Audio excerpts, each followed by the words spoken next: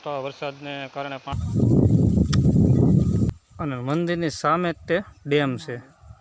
Hello દોસ્તો, કેમ છો બધા? મજામાં? તો સ્વાગત છે તમારો અમારા એક નવા બ્લોગમાં. આજે આપણે જઈએ છીએ અમારા મેલડીમાં, જે ધ્રુપકાની વાડીમાં બેઠા છે. તો અમે મેલડીમાંના દર્શન કરવી અને તમને દર્શન કરાવી. તો દોસ્તો અહીંયા અમારા હુરાપુરા સુરધન દાદા બેઠા છે. તો ચાલો તમને એના દર્શન કરાવું અને કોઈ પ્રકૃતિનો નજારો જોવો.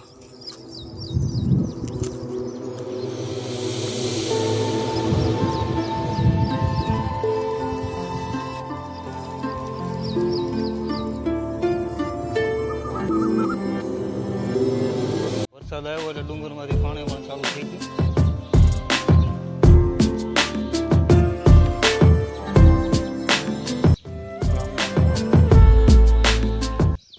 વરસાદ પાછો ચાલુ થઈ ગયો છે.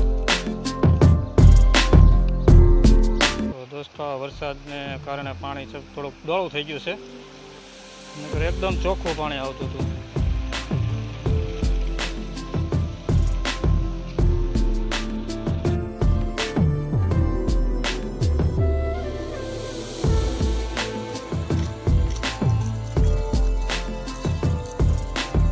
વરસાદનું પાણી ભરાઈ ગયું.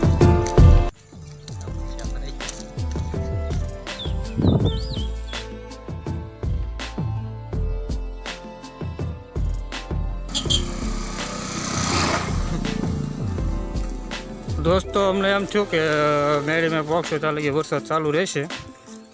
એવું કાંઈ છે નહીં. પગતા વરસાદ તો બંધ થઈ ગયો.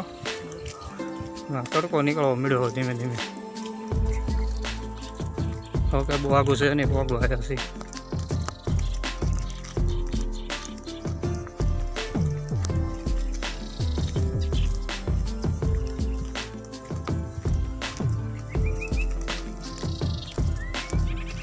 જય મેલડીમાં. હા દોસ્તો, એક દિશામાંનું મંદિર છે આ બાજુ અંદર વાડીમાં.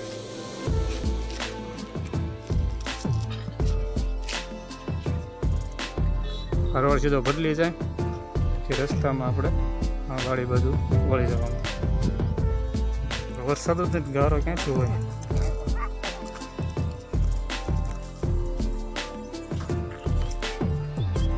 અમે દર નોરતામાં અમે આખું ફેમિલી આવી છીએ, કુટુંબ.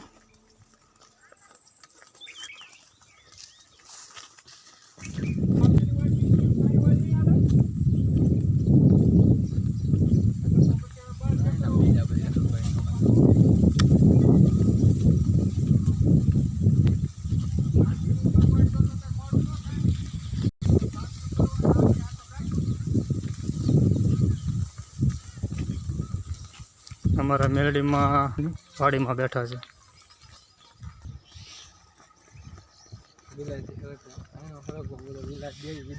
આ દોસ્તો સરગવાના છોડવા છે બધા. સરગવો છે અને અહીંયા કપાસ છે. આપણે શિહોરમાં તો વરસાદ બહુ હતો, પણ અહીંયા તો છાંટાય નથી. અને આ લગભગ વરસાદ આવ્યો જ નથી એવું લાગે છે. તો જે સામે દેખાય છે ત્યાં અમારા મેલડીમાં બેઠા છે. અને વાડીવાળા માણસો પણ બહુ સારા છે.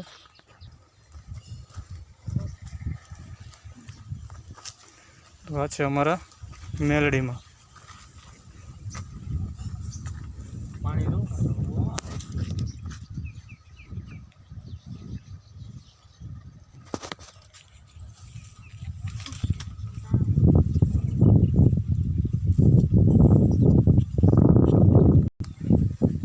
અહીંયા મંદિર છે દોસ્તો, અને મંદિરની સામે જ તે ડેમ છે.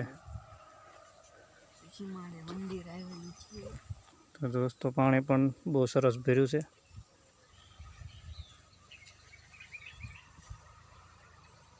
જ્યારે અમારું આખું કુટુંબ અહીંયા અમે નવરાત્રિમાં આવી છીએ ત્યારે બહુ મજા આવે છે. અમે બધા એન્જોય કરીએ છીએ. માતાજીની પ્રસાદી એક સાથે બધા લેવી છીએ.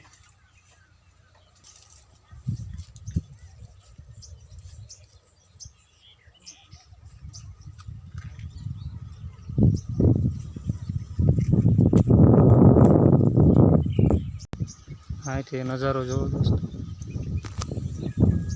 એક નંબર નજારો આવે છે.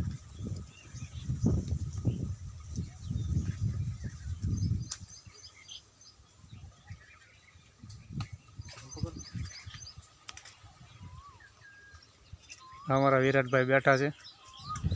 આ છે અમારા તેતરિયા સોલંકીના મેલડીમાં. ને સાથે છે ભીમડિયા દાદા. તો દોસ્તો વિડીયોને આપણે અહીં સમાપ્ત કરવી. તો કમેન્ટમાં જય મેલડીમાં લખી નાખજો. અને વિડીયો પસંદ આવ્યો હોય તો લાઈક, કમેન્ટ અને સબસ્ક્રાઈબ કરવાનું ના ભૂલશો. તો ફરી મળશું આપણે એક નવા બ્લોગમાં.